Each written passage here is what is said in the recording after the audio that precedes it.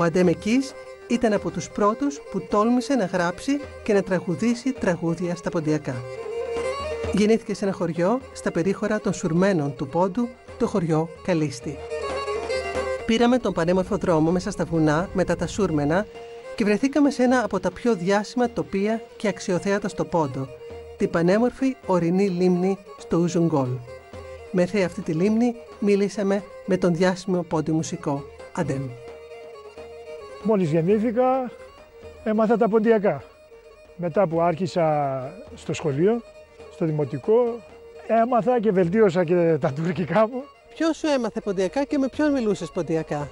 Στο σπίτι όλη η οικογένεια μιλούσε, όλο το χωριό, και μίλησα με όλους τους χωριανούς με αυτή τη γλώσσα, δηλαδή γεννήθηκα, μεγάλωσα και ακόμα πάλι δηλαδή, και στο σπίτι και με τη μαμά μου συνεννοούμε πιο γρήγορα δηλαδή στα ποντιακά παρά στα τουρκικά. Πότε πρώτα έπιασες λύρα και πότε αποφάσισες να ασχοληθείς με αυτό? Για πρώτη φορά ήμουνα 6 χρονών. 6 χρονών και λύρα και φλοέρα δηλαδή άρχισα να μάθω. Και ποιος σου έμαθε, ήσουν αυτοδίδακτος, σου έμαθε? Αυτοδίδακτος, μόνος μου, ναι. Και πώς αισθάνεσαι όταν παίζεις λύρα? Κοιτάξτε, η λύρα, τα τραγούδια, όλα αυτά είναι ο τρόπος ζωής μου δηλαδή. Αυτά με χαροποιούν, με δίνουν θετική ενέργεια.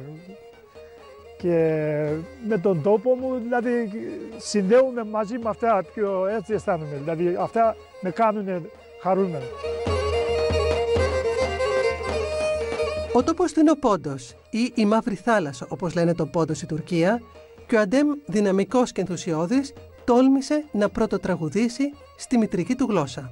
Εσύ είχες φοβηθεί ποτέ, το τουρκικό κράτος δηλαδή σου είχε πει ποτέ να μην τραγουδάς ποντιακά ή να μην μιλάς ποντιακά? Κοιτάξτε, είχα προβλήματα, είχα και έχω και μάλλον θα έχω μέχρι στο τέλος της ζωής μου, αλλά εγώ προσωπικά αυτό που κάνω δεν είναι κάτι κακό, το πιστεύω με όλη την καρδιά μου και αυτό λέω και πάντα και παλιά πάλι δηλαδή όταν με προβλημάτιζαν και άρχισαν από εδώ να μας βρίζουν, ξέρετε, έτσι μέσα στο ίντερνετ, διάφορα δηλαδή, έτσι, άσχημα λόγια, έτσι με σεβασμό, με καλό τρόπο, τους τα εξηγούσα πάντα και ακόμα τους τα εξηγώ. Και τι τους λες? Δεν κάνω κάτι κακό, αυτή η γλώσσα που μιλάω, μόλις πάτησα δηλαδή σε αυτόν τον κόσμο το πόδι μου και άρχισα να μιλάω με αυτή τη γλώσσα, άρχισα δηλαδή την ομιλία μου. Εγώ που έμαθα δηλαδή τα ποντιακά, κακό είναι δηλαδή, αμαρτία είναι, δεν είναι, αφού αυτή είναι η γλώσσα.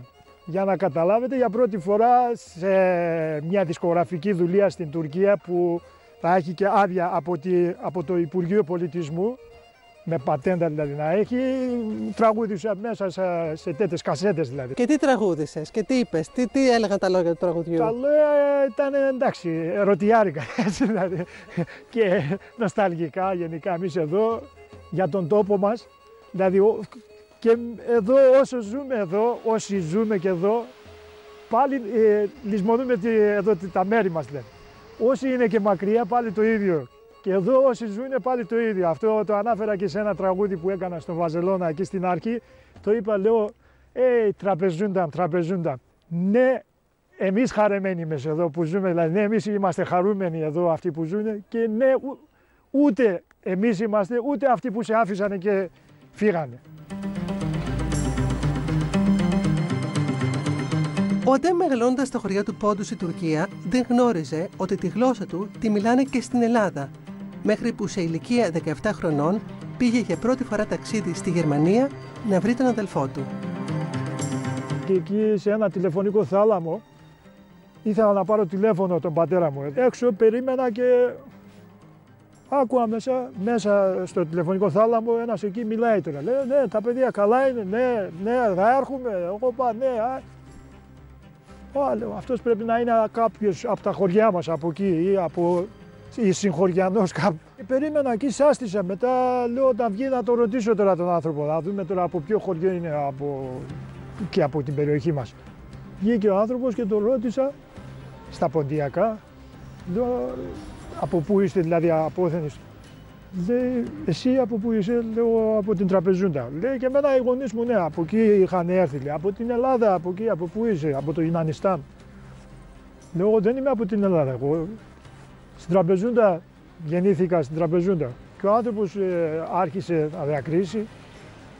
Δηλαδή όρθιοι που ήμασταν εκεί, πιάσαμε την κουβέντα μια μισή ώρα εκεί. Μιλούσαμε μετά, λέμε διάφορα εκεί, αυτό πώς είναι εκεί σε εσάς, εκείνο πώς είναι, πώς ζείτε τα χωριά σας. Και τότε δηλαδή κατάλαβες για πρώτη φορά ότι υπάρχουν και που μιλάνε τα ποντιακά ή τα δρομέικα, ναι, εκτός Τουρκίας. Έτσι, τότε το κατάλαβες. Δηλαδή εκτός από την περιοχή μας, από την Τραπεζούντα, ας πούμε, κάπου από εδώ, ήταν ο πρώτος άνθρωπος που γνώρισα. Δηλαδή.